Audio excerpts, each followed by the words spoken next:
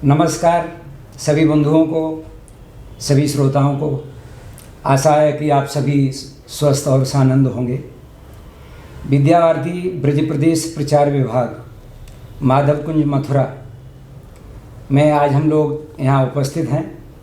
यह सौभाग्य का विषय है कि अपने मध्य में विद्या भारती ब्रज प्रदेश के प्रांत शिक्षण प्रशिक्षण प्रमुख आदरणीय डॉक्टर अजय जी शर्मा उपस्थित हैं।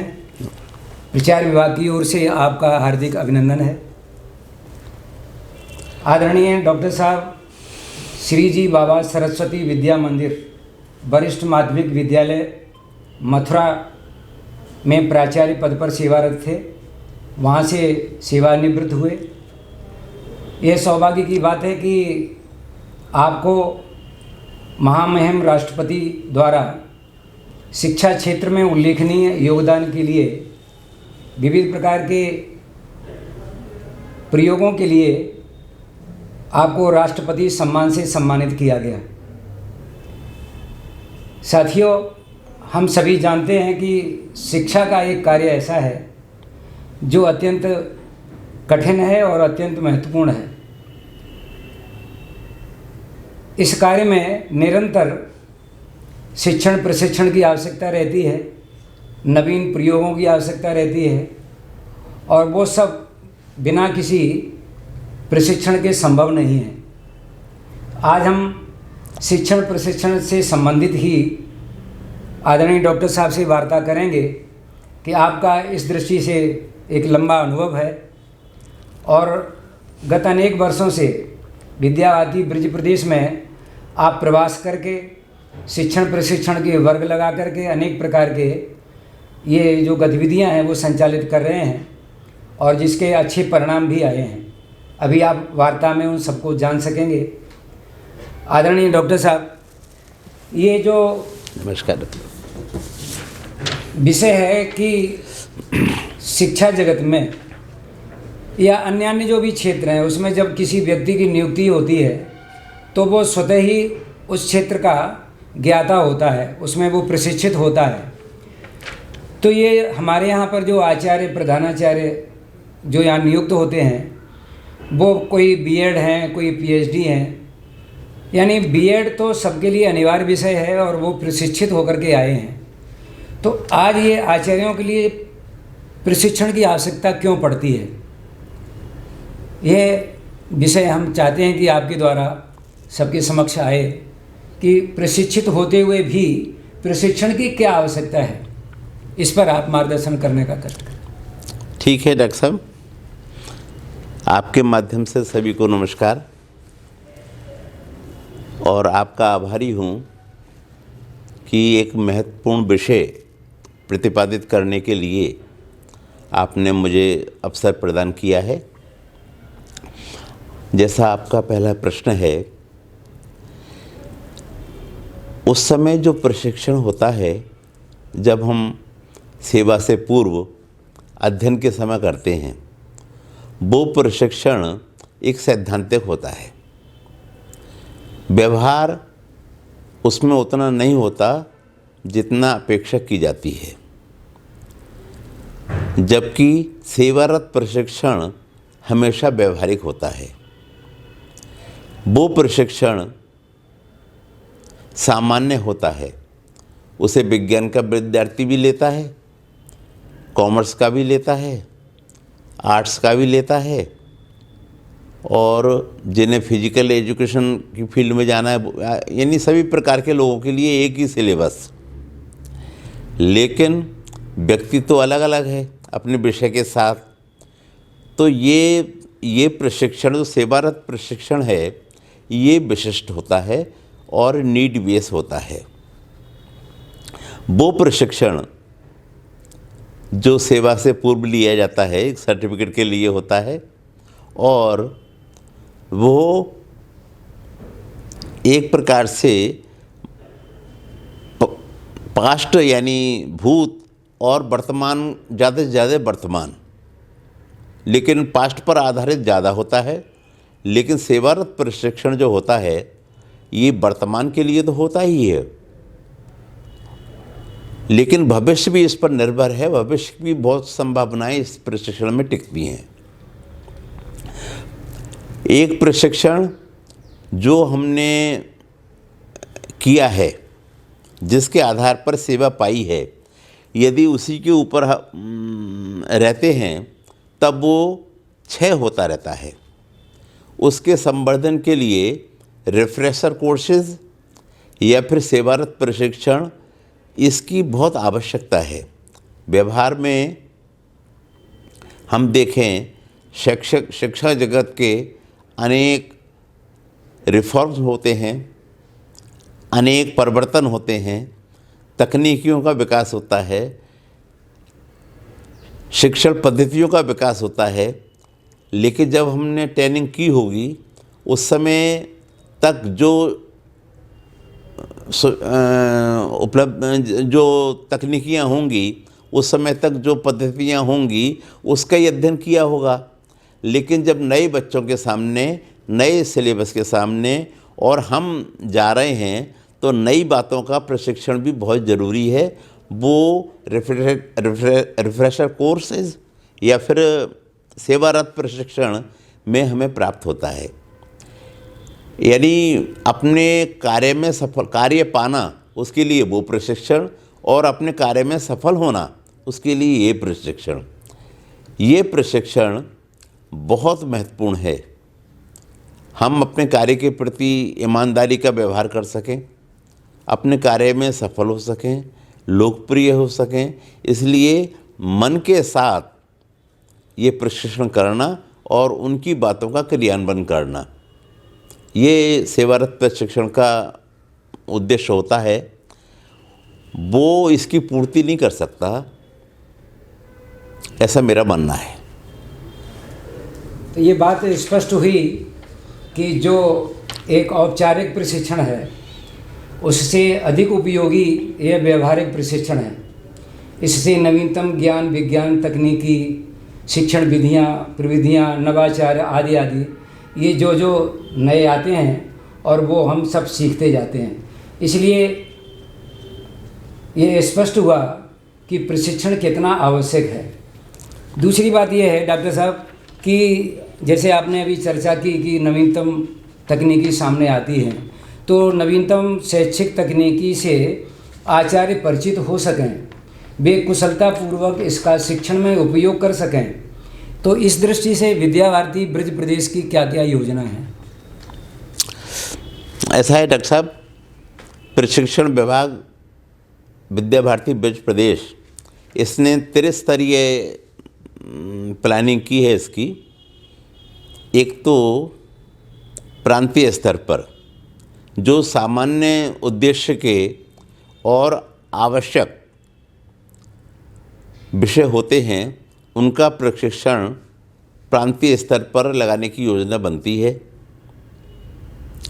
चाहे वो आचार्यों के होंगे, चाहे वो प्रधानाचार्यों के होंगे, लेकिन जो विषय सीधे कक्षा से संबंधित हैं, जिनका क्रियान्वयन होना बहुत आवश्यक है और उसका क्रियान्वयन कितना हो रहा है इसका भी अवलोकन, मूल्यांकन सरलतापूर्वक हो सकता है, इसके लिए प्रेरित किया गया है जो तीसरा स्तर है, यानी विद्यालय स्तर पर प्रशिक्षण। बीच में एक प्रशिक्षण संकुल स्तरीय प्रशिक्षण है। तो अपने प्रदेश में प्रांतीय स्तर, संकुल स्तर और विद्यालय स्तर, तीनों प्रकार के प्रशिक्षणों की एक सीरीज़ है। कोई भी तकनीकियाँ जो आ रही हैं, प्रधानाचार्यों को ये प्रेरित किया जाता है कि उन तकनीकियों को, उन पद्धतियों को, उन रिफॉर्म्स को वो जानें और अपने यहाँ वो लागू कराएं। और उनसे ये भी अपेक्षा की जाती है, अनेक प्रधानाचार्य ऐसा करते भी हैं कि अपने आचार्यों को विषय के अनुसार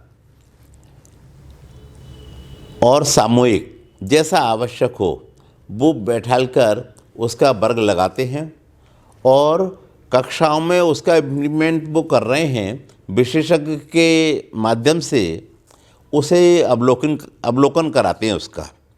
और कहीं कोई न्यूनता रह जाती है तो वो विषय विशेषज्ञ उन प्रधानाचार्यों को बताते हैं, प्रधानाचार्य फिर आचार्यों को वो संप्रेषित करते हैं। विद्यालय स्तर पर जितना भी तकनीकियों का आई हुई तकनीकियों का समावेश है, विद्यालय स्तर पर बताया जाना और उसका क्रियान्वयन होना ये सरलतापूर्वक रहता है।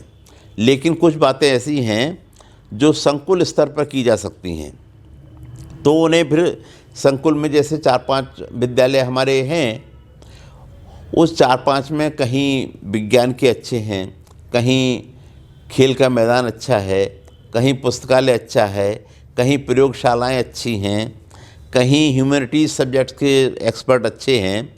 ऐसा जो अच्छे हैं उन्हें संकुल के नाते कोई जिम्मेदारी देना और संकुल में सामूहिक रूप से उनका मार्गदर्शन उन आचार्यों को लेना, और वहाँ के प्रधानाचार्य और जो विषय प्रमुख हैं उनसे अपेक्षा की जाती है कि संकुल में उनके आचार्य जो प्रशिक्षित होकर आएँ वो उसका उन बिंदुओं का क्रियान्वयन कैसे क्लासरूम में कर रहे हैं इसे वो देखें। ये योजना हमने अपने ब्रज प्रदेश में बनाई है। प्रांतीय स्तर पर कौन कौन से वर्ग होंगे ये तय कर लिया जाता है। संकुल स्तर पर कौन कौन से होंगे यह कुछ निर्देशन दिया जाता है, बाकी वो खुद तय करते हैं। और विद्यालय स्तर पर कैसे होंगे ये विद्यालय के प्रधानाचार्य जैसी आवश्यकता होती है अपने लिए वैसा वो प्रशिक्षण देने की व्यवस्था करते हैं। तो ये हमने अभी जानकारी प्राप्त की कि प्रशिक्षण के भिन्न भिन्न जो स्टेप हैं तो वो कैसे कैसे हो सकते हैं, विद्यालय स्तर से, संकुल स्तर पर, फिर प्रांत स्तर पर, अखिल भारतीय स्तर पर भी बहुत सारे प्रशिक्षण होते रहते हैं। और ये जो चर्चा हो रही है, आप सभी श्रोता बंधु जो सुन रहे हैं, तो ये केवल विद्या भारती के कार्यों के तक के लिए सीमित नहीं है। कोई भी ये जो शिक्षा का प्रशिक्षण है भिन्न भिन्न, चाहे सरकारी विद्यालय हैं, चाहे प्राइवेट विद्यालय हैं, चाहे वो विद्या भारती के विद्यालय हैं, प्रशिक्षण तो सबके लिए अनिवार्य है। और प्रशिक्षण ये सतत रूप से हर स्तर पर होता रहना चाहिए। इसके लिए ये बहुत अच्छी बात आपने बताई, उससे हमारे अंदर कुशलता पैदा होती है, तो ये एक अच्छी बात है। दूसरा, अभी हम डॉक्टर साहब देख रहे हैं कि जो संपूर्ण देश के अंदर और दुनिया में ये चर्चा हो रही है कि भारत के अंदर भारत केंद्रित शिक्षा यानी राष्ट्रीय शिक्षा नीति 2020 ये बहुत ज़्यादा चर्चा में है। इसके नए नए वर्ग लग रहे हैं, प्रशिक्षण की योजना बन रही हैं, नए प्रयोग आ रहे हैं और संसाधनों का विकास भी हो रहा है। और हमारे जो अभिभावक बंधु हैं, जो शिक्षाविद हैं, बच्चे भी हैं, वो सब देख रहे हैं कि क्लासरूम में बड़ा भारी परिवर्तन आया है। आज अध्यापक अध्यापिकाएं नृत्य के माध्यम से, भिन्न भिन्न प्रयोगों के माध्यम से उसमें बच्चों का सहयोग लेकर, जैसे कहते हैं बाल केंद्रित क्रिया आधारित शिक्षण अधिगम, ये सब चलने लगा है। और ये जब देखते हैं तो बड़ा आनंद आता है कि ये जो सोशल मीडिया का जो प्लेटफॉर्म है उनका प्रयोग बहुत ज़्यादा होने लगा है। और अब तो AI भी आ गई है, तो ये बड़ी अच्छी बात है। नवीनतम तकनीक की ओर हम बढ़ रहे हैं। और आपने बताया कि विद्या भारती ब्रज प्रदेश भी इस ओर बढ़ चढ़ करके आगे काम कर रहा है। और तो अब ये मैं जानना चाहता हूँ हमारे सभी श्रोता बंधुओं कि ये जो राष्ट्रीय शिक्षा नीति 2020 है, इसके अनुपालन में विद्या भारती ब्रज प्रदेश कौन कौन सी गतिविधियाँ सुचारू रूप से चला रहा है, जिससे कि हम सम्यक दिशा में आगे बढ़ सकें। ऐसा है डॉक्टर साहब, जब 2020 में राष्ट्रीय शिक्षा प्रणाली ये आई थी, राष्ट्रीय शिक्षा नीति आने के तुरंत बाद ही विद्या भारती ब्रज प्रदेश ने अपने क्षेत्र और केंद्र के निर्देशानुसार इसके समझ के कार्यक्रम किए थे। पूरे प्रांत में जो 12 जनपद हैं, उन जनपदों के अनुसार हमने कार्यशालाएं लगाई थीं 2-2 दिन की, जिनमें राष्ट्रीय शिक्षा नीति के 8 महत्वपूर्ण आयाम या विषय उन्हें विशेषज्ञों द्वारा रखवाया गया था। उन विशेषज्ञों की टोली को हमने मास्टर ट्रेनर कहा, और वहाँ पर जिला स्तर पर जो हमने सभी समितियों के प्रतिनिधित्व उसमें थे, तो उन्हें हमने ट्रेनर कहा। वो ट्रेनर जिस समितियों के हैं, उन समितियों में जाकर उन 8 विषयों को प्रतिपादित करेंगे। जिन विद्यालयों के आए हैं उन विद्यालयों में जाकर वो पहले आचार्य बंधु उन विषयों को समझाएंगे, और फिर जो विद्यालय उसमें सहभागिता नहीं कर पाए हैं तो ऐसे विद्यालयों में वो जाएंगे। यानी प्रत्येक आचार्य तक, प्रत्येक अभिभावक तक, प्रत्येक छात्र तक और प्रत्येक प्रबंध समिति तक वो कैसे राष्ट्रीय शिक्षा नीति पहुँचे, उसके बारे में वो क्या है वो जाने, ऐसे समझ के कार्यक्रम पहले वर्ष हमने आयोजित कर लिए थे।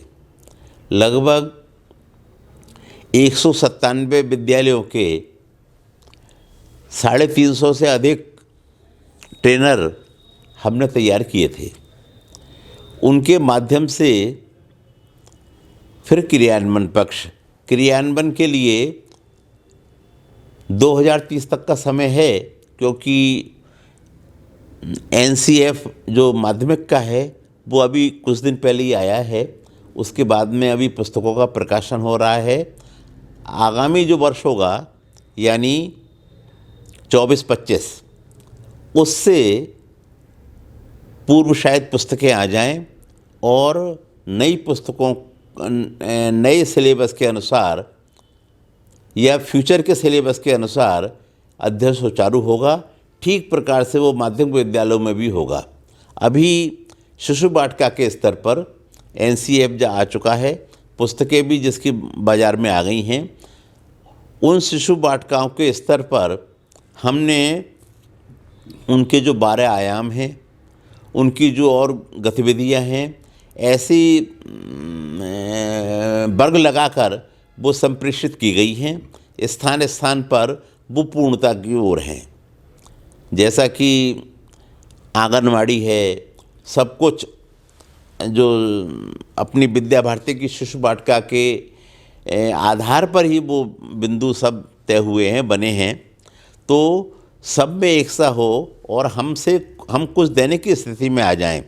शिशु वाटिका के स्तर पर हम ये जो पहले 5 वर्ष हैं उसकी शिक्षा उस प्रकार की बनाने की कोशिश कर रहे हैं। आगामी वर्षों में जैसे विद्यालय स्तर पर क्रियान्वयन क्या क्या हो, इस पर सोचना नई राष्ट्रीय शिक्षा नीति के अनुसार हमने शुरू कर दिया था। जैसे व्यावसायिक शिक्षा है तो किस प्रकार व्यावसायिक शिक्षा 6 तक आए, किस प्रकार जो मातृभाषा में बच्चों का शिक्षण प्रशिक्षण हो, किस प्रकार विषयों के संबंध उजागर किए जाएं, खोजे जाएं, एक दूसरे पर डिपेंड है ये बताया जाए, किस प्रकार के कौन कौन से प्रयोग किए जाएं, बच्चे रटे नहीं बच्चे समझें, किस प्रकार के प्रयोग किए जाएं कि अपनी शिक्षा संस्कारों के और समीप रहे। इस प्रकार जो राष्ट्रीय शिक्षा नीति में निहित है वो सब हमने क्रियान्वयन के लिए एक पटल बनाया। और अब जब किताबें उस सिलेबस के अनुसार किताबें आने को तैयार हैं, तब हमने क्लासरूम में राष्ट्रीय शिक्षा नीति कैसे जाए इसकी वार्ताएं शुरू की हैं। वर्गों में इसकी बेलाएं सत्र लेने शुरू किए हैं और धीरे धीरे कक्षाओं में ये सब कैसे प्रवेश करें, कैसे बालकों को खुश रखा जाए, जैसे राष्ट्रीय शिक्षा नीति में है। और हमें तो इसलिए और भी सरल लगता है क्योंकि हम शुरू से ही इस वातावरण में रहे हैं। Joyful learning, activity based learning, इस प्रकार का टॉय बेस्ड लर्निंग, यानी ऐसी लर्निंग जिसे लर्नर को ये ना मालूम चले कि उसका उद्देश्य लर्निंग है और वो वातावरण से सीख ले। ऐसे हमारे पूर्व के आचार्य ऐसा वातावरण बनाते रहे हैं। हमारे लिए कोई कठिन नहीं है, कोई नई बात नहीं है। राष्ट्रीय शिक्षा नीति ने अपने कागज़ों पर अब लिखा है, लेकिन हमारे पूर्वज आचार्य ऐसा करते रहे हैं।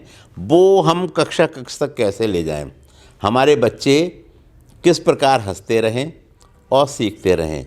जैसा कि अब टीचिंग शब्द उतना नहीं चलता है, लर्निंग चलता है। तो हमारे जो आचार्य हैं वो भी लर्नर हैं, जिस प्रकार हमारे विद्यार्थी लर्नर हैं। दोनों को एक दूसरे से सीखना है। बच्चे का मूल्यांकन बच्चे को, उसके मित्रों को, उसके परिवार वालों को, सभी को मिलकर करना है, केवल स्कूल और स्कूल के आचार्यों को नहीं करना।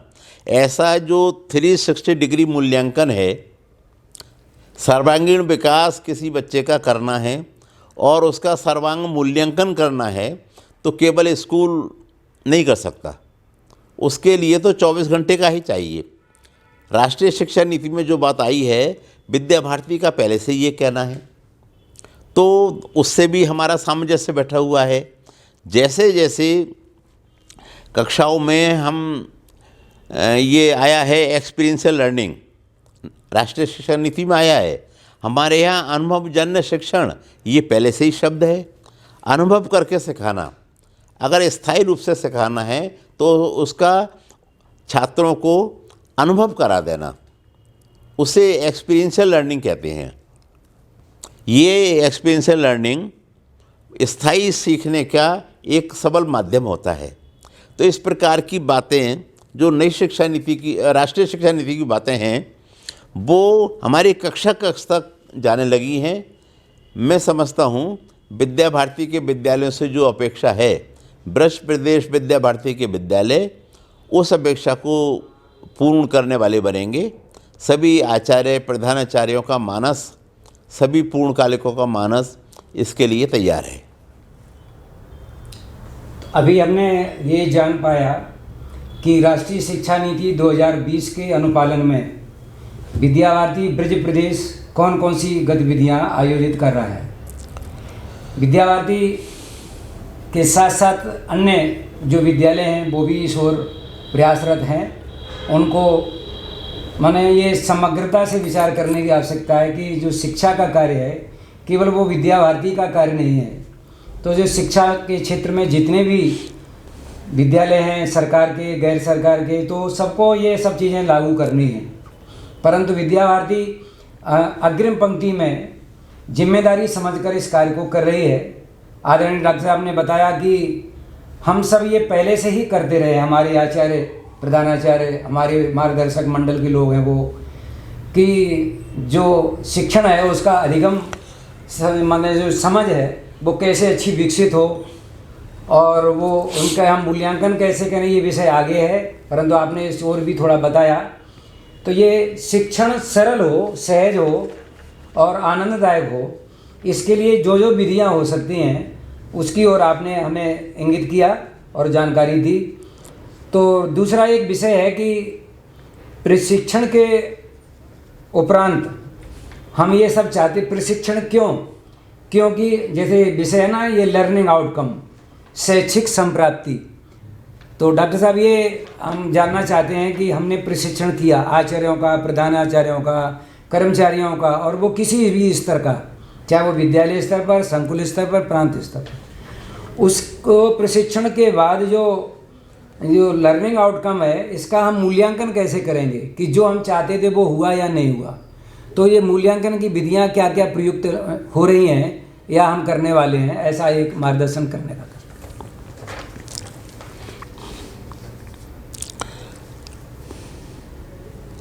देखिए, अधिगम के लिए किसी भी प्रशिक्षण का अधिगम वो तो फील्ड में जाकर ही होता है।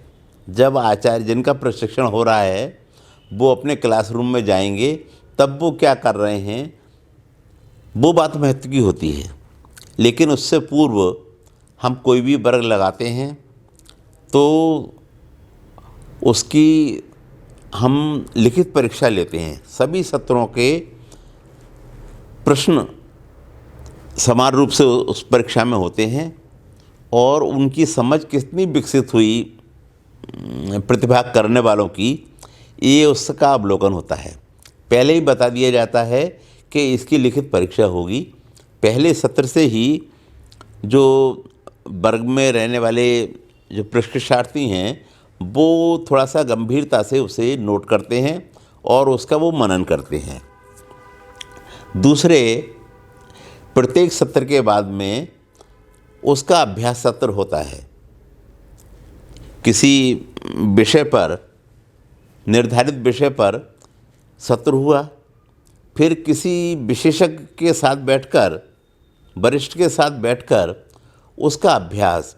इसमें कोई बात किसी से छूट जाती है, जब विषय प्रतिपादित होता है तब सामूहिक होता है, लेकिन जब अभ्यास होता है तो उस समूह के छोटे छोटे टुकड़े कर लिए जाते हैं और अलग अलग एक क्लास बना ली जाती है उसकी। उनके 30 के साथ 20 के साथ बैठकर उसका अभ्यास कराना, उस बिंदु का जो बिंदु आए थे उनसे पूछना कि ये जो विषय आया इसमें क्या क्या आपकी समझ में आया, क्या क्या नहीं आया, जिसकी जो समझ में आया वो बताओ। तो जब वो रिपीट होती हैं बातें, जो समझ में नहीं भी आया होता है तो उससे आ जाता है। कुछ प्रश्न जो वो वरिष्ठ बैठे हैं, कुछ प्रश्न उस विषय से संबंधित, उस टॉपिक से संबंधित, उस बेला से संबंधित वो बना के ले जाते हैं। नहीं आए होते हैं तो वो प्रश्न वो करते हैं और उनके आंसर यदि मिल जाते हैं समझो समझ में आ गया, नहीं भी मिलते हैं तो उन्हें बताने की कोशिश करते हैं। किन बंधुओं ने, बहनों ने उसके बारे में क्या अपनी डायरी में लिखा है, ये भी उस अभ्यास सत्र में अवलोकन किया जाता है। ये हुआ लिखित और बौद्धिक। इसके अलावा शारीरिक विकास के लिए अलग प्रतिदिन शारीरिक होता है वर्गों में। उनकी हस्तलिखित पत्रिका बनवाई जाती है छोटे छोटे ग्रुप्स में, विषय अनुसार उनका विभाजन करके। यानी सभी प्रकार जितने भी ऐसे हो सकते हैं अवलोकन के, वो 24 आवर्स यानी पूरा मूल्यांकन उनका चलता रहता है। जब वो वर्ग करते हैं उस समय ये लग जाता है कि ये सीख गए। फिर प्रधानाचार्य बंधुओं से ये अपेक्षा की जाती है कि वो उनका जो सीख कर गए हैं उन्हें वो फील्ड दें, ताकि वो जाकर उनका इम्प्लीमेंट कर सके। काफ़ी बातें, चाहे वो कक्षा में खड़े होकर पढ़ाना है, बच्चों के नाम लेकर बोलना है, समय से कक्षा में जाना है, शिक्षण विधियाँ किस प्रकार से प्रयोग करें, अभिभावकों के साथ किस प्रकार से उन्हें हम जागृत करें, सामाजिक कार्य के लिए क्या प्रेरणा हो, ऐसे अनेक बातों का जो उन्हें फील्ड में करने हैं उनका व्यवहारिक प्रशिक्षण हम वर्गों में देते रहे हैं और उसका क्रियात्मकता के साथ लाभ भी हमें मिल रहा है। तो अभी हमने ये मूल्यांकन, जो प्रशिक्षण का मूल्यांकन, तो ये बात स्पष्ट हुई है कि मूल्यांकन केवल परीक्षा नहीं है, तो मूल्यांकन सतत चलने वाली प्रक्रिया है।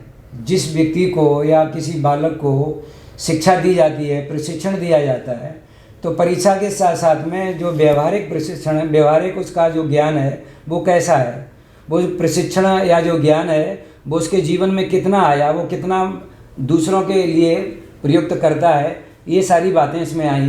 तो यानी मूल्यांकन सतत चलने वाली प्रक्रिया है। वो विद्यालय में भी, घर पर भी, बाजार में भी, रास्ते में भी, कहीं भी व्यक्ति का कैसा जो व्यवहार बना उसके बाद ये सारी चीज़ें हैं। तो ये बहुत अच्छी बात है कि मूल्यांकन को हम व्यापक स्तर पर देख रहे हैं। प्रवास के समय भी आपने बताया कि हम विद्यालय में जाकर समय समय पर देखते हैं कि वो सब चीज़ें व्यवहार में आई या नहीं आई।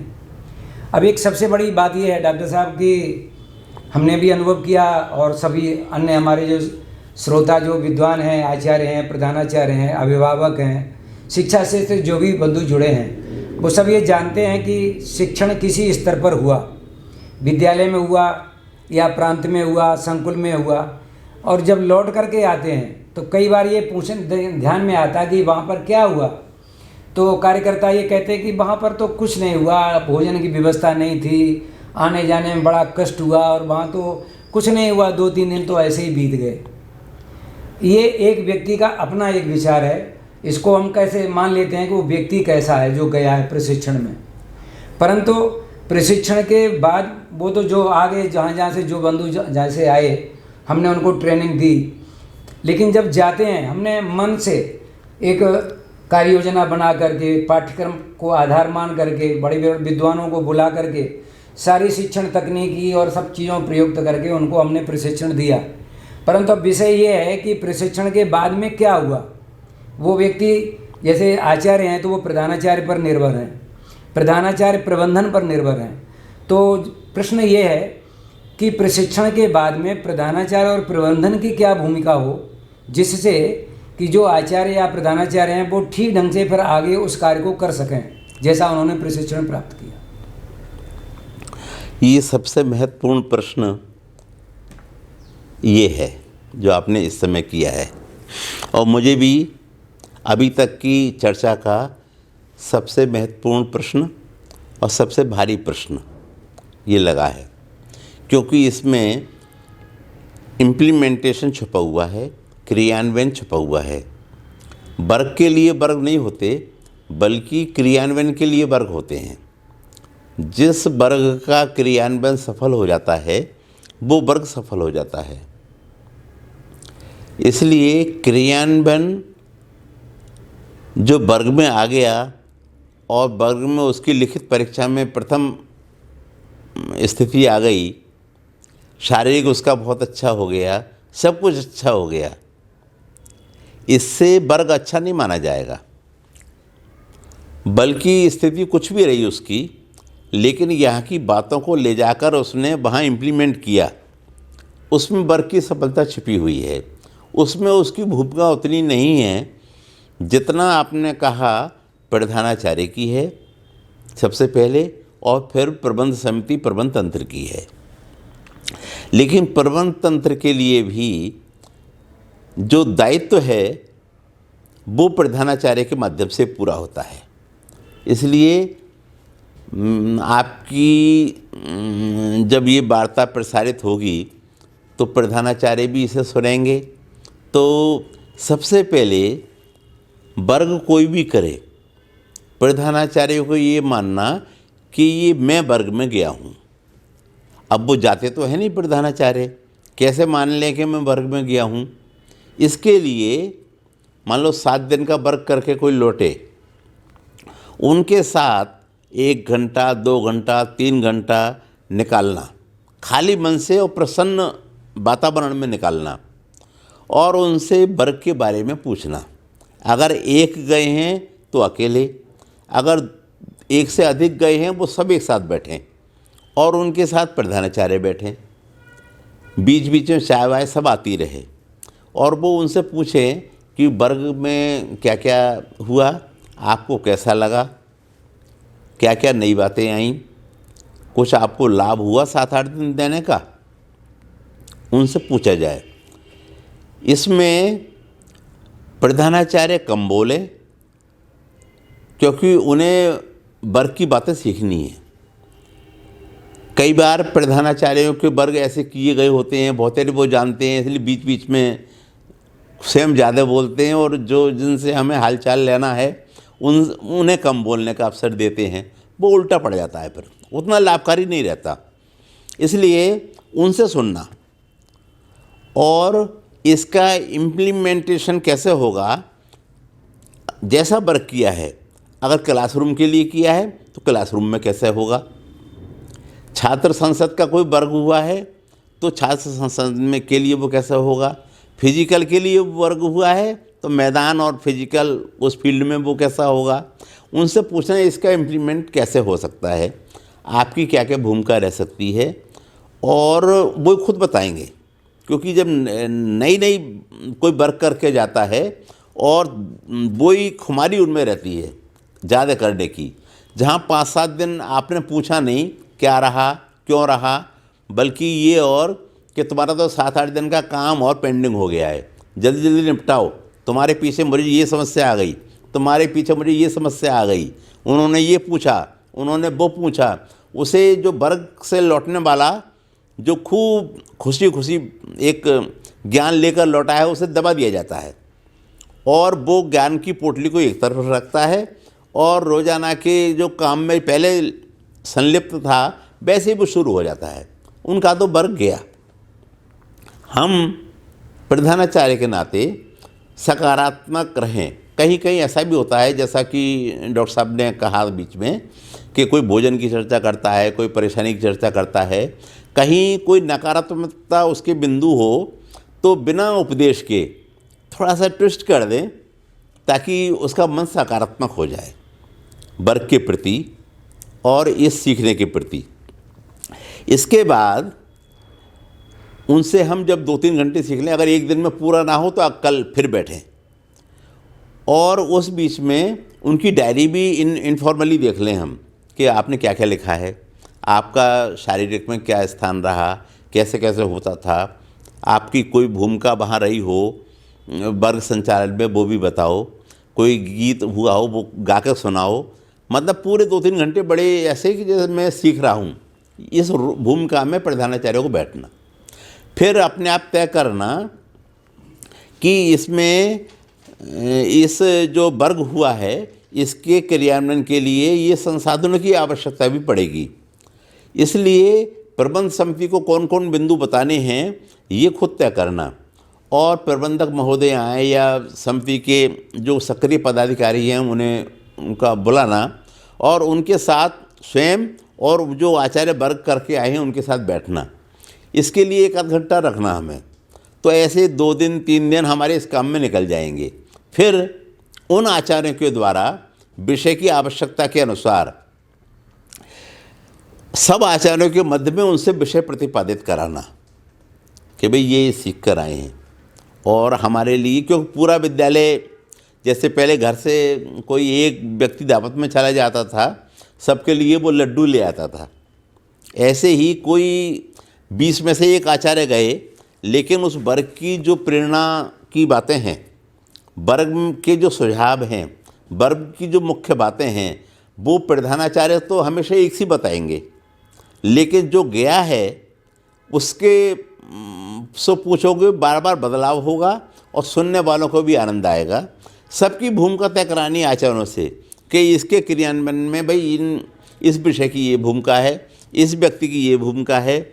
और फिर 10-10 दिन बाद, 15 दिन बाद, 7 दिन बाद उस वर्ग की क्या समीक्षा रही, क्रियान्वयन की क्या समीक्षा रही, ऐसा करने का प्रयास करना। कभी भी नकारात्मक टिप्पणियों के साथ समीक्षा सफल नहीं होती है। हमेशा प्रोत्साहन देना। एक माँ अपने बच्चे को सब कुछ सिखा देती है क्योंकि वो अपने बच्चे के प्रति नकारात्मक नहीं होती। एक प्रधानाचार्य अपने आचार्य से सब कुछ करवा लेता है यदि वो उनके बारे में नकारात्मक नहीं है। सकारात्मक रहते हुए, प्रोत्साहन देते हुए, उन्हें आगे रखते हुए, उन्हें स्वतंत्र प्रभार देते हुए आप कार्य कराइए, हर वर्ग सफल होगा। चाहे वो प्रांत स्तर का वर्ग है, चाहे वो संकुल स्तर का वर्ग है, चाहे कोई CBSE का वर्ग है, चाहे यूपी बोर्ड का कोई वर्ग है, चाहे किसी भी विभाग का कोई वर्ग है। अगर हमारा प्रतिनिधि गया है तो प्रधानाचार्य के नाते हमारी पहली जिम्मेदारी है कि उस वर्ग की बातों को हम विद्यालय के लिए चूस लें और इसके ऊपर हमारी कुशलता निर्भर है। प्रबंध समिति के लिए भी वो पूरा संसाधन उपलब्ध कराना। उसके बाद एक तो ये, दूसरे वर्ग में अगर किसी को भेजना है तो उसका मन बनाकर भेजना और जो अपेक्षित है उसे भेजना। कई बार हम लोकल काम को बड़ा महत्व देते हैं, लेकिन जो एक योजना है प्रांत की उसे हम दूसरे पायदान पर रखते हैं। जैसे वहाँ से कहा गया कि भाई जो आपके वरिष्ठ सहायक प्रशासक हैं यानी उप प्रधानाचार्य हैं उन्हें भेजिए। कई बार कहा गया आप उस विषय के प्रमुख को भेजिए, लेकिन हम ये ऐसे को भेजते हैं जिनका विद्यालय में योगदान कम है, निष्फल हो जाता है। और जो उपयुक्त पात्र है, जैसा वर्ग है, उसकी आत्मा को समझकर उपयुक्त पात्र को समय रहते सूचना देना और उनका मन तैयार करना कि भाई देखो आप बहुत अच्छे हो, आप इस फील्ड में बहुत जिज्ञासु हो, जब आपको सिखाने वाले मिल जाएंगे तो आप कितना और जान जाओगे। हाँ, जान जाऊंगा। तो ऐसा ही वर्ग एक लगने वाला है और हम चाह रहे हैं कि आपका नाम उसमें आए। उनका मन बना के भेजना, समय रहते हुए उन्हें सूचित करना और उसके लिए जो कार्य करके ले जाना चाहिए, कुछ अध्ययन करके जाना चाहिए, उसकी तैयारी में सहायक होना और हंसी खुशी उन्हें विदा करना। संभव हो तो जब वो वर्क करके लौटें उनका स्वागत भी करना। तो इस प्रकार का जब वातावरण हम बनाएंगे तब ये वर्ग का बातों का क्रियान्वयन होगा। और ये वर्ग जो एक से वर्ग हर साल होते रहते हैं, क्या फ़ायदा। एक व्यक्ति जो छात्र संसद प्रमुख है वो लगातार 7-7, 8-8 वर्ग करता है, एक ही विषय क्यों करता है भाई। इसलिए कि उसे क्रियान्वयन का स्वभाव नहीं बना। जब क्रियान्वयन वो एक साल कर लेगा, अनेक वर्गों के से ज़्यादा वो सीख लेगा। क्रियान्वयन पक्ष, डॉक्टर साहब आपका ये मैं आभारी हूँ ये वाले प्रश्न के लिए। क्रियान्वयन के ऊपर हम सब टीम का बल रहना चाहिए। क्रियान्वयन कुछ सिखा देता है। वर्ग में सिद्धांत हमने क्या सीखा नहीं सीखा एक तरफ, लेकिन उन बातों का क्रियान्वयन कर लिया बहुत भारी होता है। हम प्रबंधन से जुड़े लोग, हम प्रशासन, विद्यालय प्रशासन से जुड़े हुए बंधु, सब उन लोगों को आगे करें जो वर्क करके आते हैं। धन्यवाद। डॉक्टर साहब, बहुत अच्छा आपने ये विषय लिया। जैसा आपने सबने अभी सुना कि मुख्य भूमिका प्रधानाचार्य बंधुओं की है, चाहे वो बंधु हैं, बहनें हैं, कोई भी हैं। यानी प्रधानाचार्य अपनी टीम का विद्यालय में वो मित्र है और वो योजना का केंद्र बिंदु है, वो विद्यालय की एक धुरी है, वो अपने स्टाफ का एक मुखिया है, वो उनका एक मार्गदर्शक है। यानी प्रधानाचार्य जाने कितना बड़ा एक व्यक्ति है, महत्वपूर्ण, उसी के ऊपर संपूर्ण व्यवस्था निर्भर है। विद्यालय का सर्वांगीण विकास, बच्चे का सर्वांगीण विकास यदि होना है तो वो केवल ही और केवल प्रधानाचार्य, उन्हीं के माध्यम से सारे काम निष्पादित होंगे। तो ये जो प्रशिक्षण का विषय आज आया और आदरणीय डॉक्टर साहब ने भिन्न भिन्न विषयों के एक सटीक, सरल और सहज ढंग से प्रश्नों का उत्तर दिया, उनको हमको समझाने का प्रयास किया, तो ये सारी बातें हमारे सामने स्पष्ट हुई हैं कि सकारात्मक एक भाव रख करके, अपनी जिम्मेदारी समझ करके, चाहे वो प्रबंधन है चाहे प्रधानाचार्य हैं, क्या करना है, कैसे करना है, स्पष्ट ध्यान में रखकर इन सब चीज़ों पर हम ध्यान करेंगे। और लगातार प्रशिक्षण से जो बंधु आए हैं उनको सहयोग देते हुए, उनके आवश्यकताओं की पूर्ति करते हुए यदि हम अपने विद्यालयों को सुचारू रूप से चलाएंगे तो मैं आशा करता हूँ कि ये जो आज की वार्ता है वो उपयोगी होगी। और जो अपेक्षा की जाती है विद्वानों के द्वारा कि जो शिक्षण प्रशिक्षण है उसकी शैक्षिक संप्राप्ति हो, जो हम बच्चों को पढ़ा रहे हैं बच्चों को समझ उनकी अच्छी बने, तो ये मैं समझता हूँ बहुत ही आनंददायक विषय होगा। आप सभी ने इतना समय दिया, श्रोता बंधुओं ने भी और आदरणीय डॉक्टर साहब ने भी, मैं आप सभी का पुनः अभिनंदन करता हूँ और धन्यवाद देता हूँ। और ये मैं आप सबसे निवेदन करता हूँ कि ऐसे विषय हम बार बार लाएंगे विद्यावादी ब्रज प्रदेश प्रचार विभाग की ओर से, और ये सबको आपको अनायास सरलतापूर्वक मिल जाए। तो ये जो चैनल है इसको आप सब्सक्राइब जरूर करिए। ये हम कोई व्यावसायिक चैनल नहीं है और जिससे आप ये समझेंगे कि इनसे इनको कोई बहुत बड़ा लाभ मिलना है। हमको लाभ मिले ना मिले, लेकिन मैं ये गारंटी देता हूँ, मैं प्रधानमंत्री नहीं हूँ, लेकिन मैं गारंटी ये देता हूँ कि ये जो विषय हैं वो बच्चों के लिए, आचार्यों के लिए, प्रबंधन के लिए और हमारे अभिभावकों के लिए, सबके लिए अत्यंत दिशा और दृष्टि प्रदान करने वाले हैं। ये शैक्षिक परिचर्चा लगातार चलती रहे, आपको सबका सहज लाभ मिल सके, सब्सक्राइब जरूर कर दीजिए और फिर लाइक करिए। और आवश्यक लगे तो आप अपने विचार भी इसमें चैट बॉक्स में आप डाल सकते हैं, इसमें समय समय पर हम लोग उसका उत्तर दे सकेंगे, तो ये हमारा सौभाग्य रहेगा। पुनः आप सभी का धन्यवाद, डॉक्टर साहब का भी धन्यवाद।